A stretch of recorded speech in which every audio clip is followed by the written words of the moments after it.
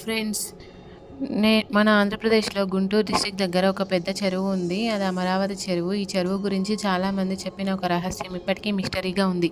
చెరువు మధ్యలో కనిపించే అమ్మాయి కథ. చాలా సంవత్సరాల క్రితం ఒక దొరల కుటుంబంలో ఒక అబ్బాయి చెరువు దగ్గర పూర్ ఫ్యామిలీ ఉండేది. అందులో ఒక అమ్మాయిని తను ప్రేమించాడు. వాళ్ళిద్దరూ ఒకరినొకరు బాగా ప్రేమించుకున్నారు.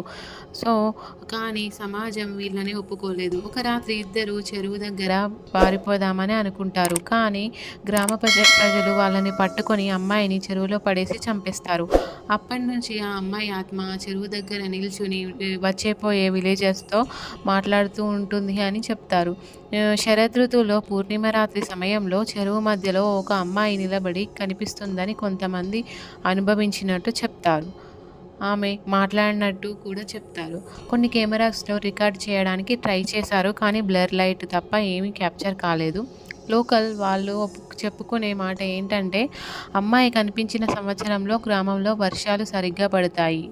అమ్మాయి కనిపించని సంవత్సరంలో కష్టాలు, బాధలు ఎక్కువగా వస్తాయి. కొంతమంది అమ్మాయి ఆత్మ చెరువుని రక్షిస్తుంది అంటారు. మరికొంతమంది అది మానసిక భయం అని మాత్రమే అంటారు. ఇప్పటికీ ఈ రహస్యం మిస్టరీగానే ఉంది. సైన్స్ ప్రకారం లైట్ రిఫ్లెక్షన్ అని చెప్తారు, కానీ విలేజర్స్ ఇది ప్రేమతో ప్రారంభమైన ఒక రహస్యం.